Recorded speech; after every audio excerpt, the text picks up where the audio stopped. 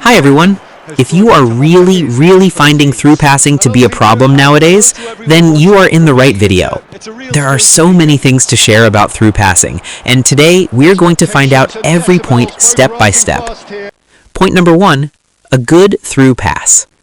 The basic idea of a through pass is to follow your player and give a pass in front of that player's facing direction, where he will reach and receive the through ball. But when and why should you perform it? I'd simply say if a player is marked tightly and unable to receive any casual or normal pass, that's when a through pass comes into play.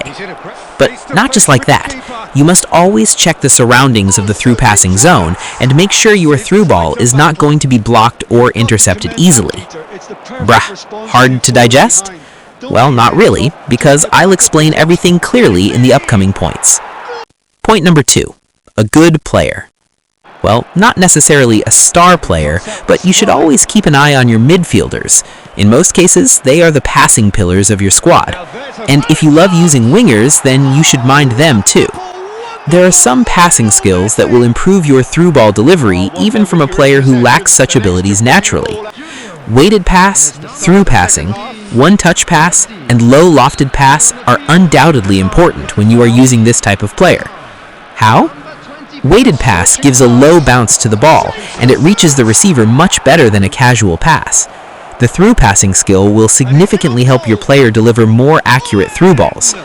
One-touch pass allows your player to execute a pass or through ball with high accuracy without holding the ball, especially when another player passes to him quickly. Low lofted pass is great when you pass or through the ball using a lofted command. It prevents the ball from going too high in the air, making it easier to receive this type of pass. And not only these skills, if your players are capable of premium skills like visionary pass, phenomenal pass, or game-changing pass, then your through passing will improve significantly without any major issues. So I recommend everyone to collect players who are capable of these skills, at least for the midfield zone. But player skills are not everything, right? And here is my own experience about learning through passes in real matches.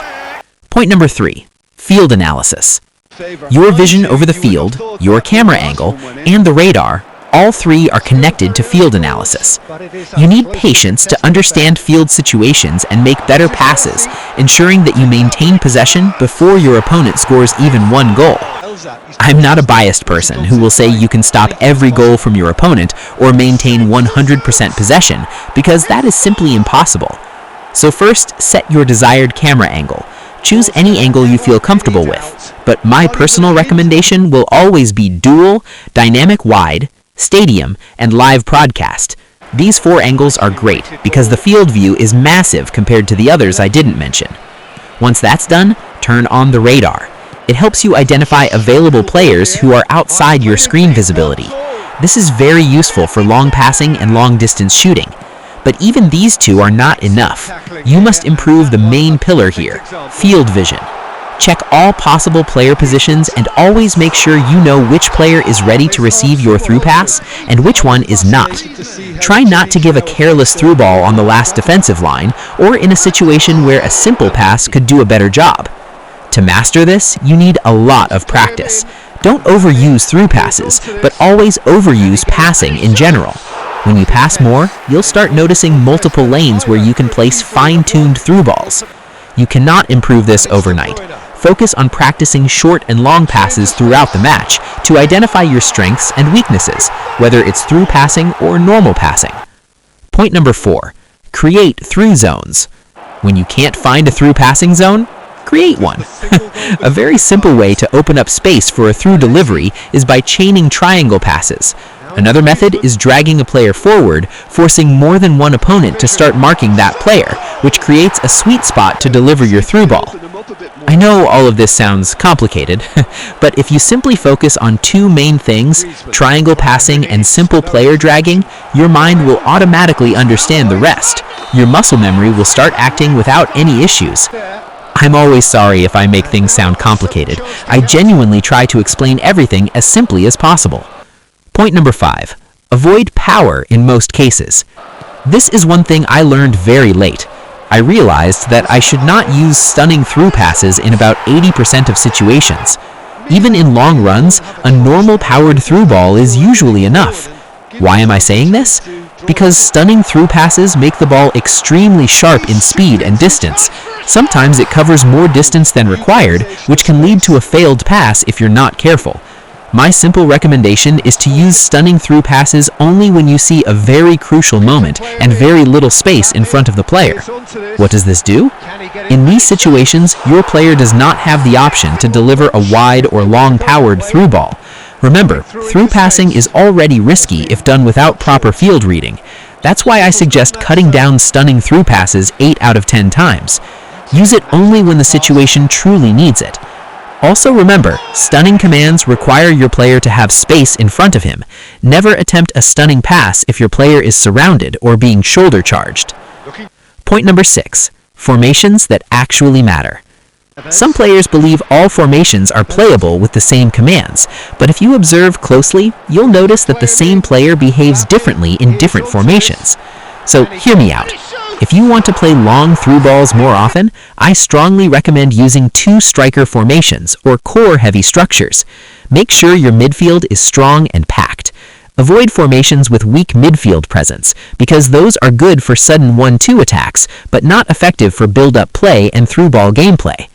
Try to avoid 5 defender formations, 4-2-1-4, and 3-1-2-4 types of setups, where either the defense or attack is strong, but the midfield is not. Always remember, you cannot dominate every match using sudden attacks alone, but you can dominate most opponents when your midfield is midfield heavy. This is just my suggestion while choosing formations.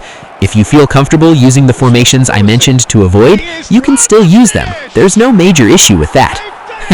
Point number 7. Make link-up plays if possible. When 9 out of 10 players are using link-up plays, why aren't you? Pick a manager who is capable of link-up tactics. My recommendation is to link an orchestrator defensive midfielder with a goal poacher striker. Place an orchestrator defensive midfielder who is capable of delivering long passes. If he has weighted pass, low lofted pass, and any premium skill like visionary pass, phenomenal pass, or game-changing pass, then you gain a huge advantage in link-up passing. Next, place a high acceleration goal poacher. These players need speed to chase the link-up through ball and usually run alone to take a shot. My only suggestion here is not to spam this move every time you get the ball. Do not rely on a single tactic. Build up your play, create passing lanes, deliver through balls from different angles, and mix in link-up passing naturally. This will greatly improve your gameplay, and you'll notice significant improvement in your through passing within just a few matches of mindful practice. Point number 8. When to avoid through passes.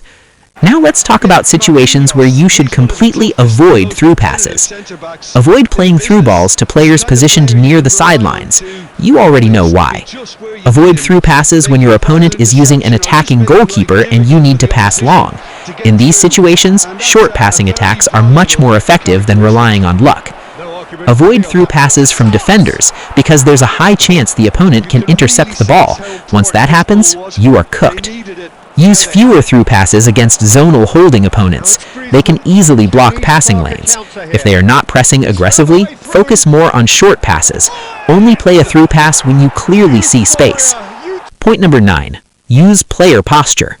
Player posture is extremely important. Without premium passing skills, attempting through passes from awkward body positions or blind angles will fail most of the time. For better accuracy, always pass in the direction the player is facing. Yes, there are situations where you must pass from an unorthodox position, but whenever possible, control the player, reposition him, and then deliver the through ball. You'll clearly notice the difference. A player's facing direction and posture play a huge role in pass success rate. Point number 10. Make a habit with your through passing. Once you understand how your players move, how passing mechanics work, and how to read the field, your through passes will naturally improve.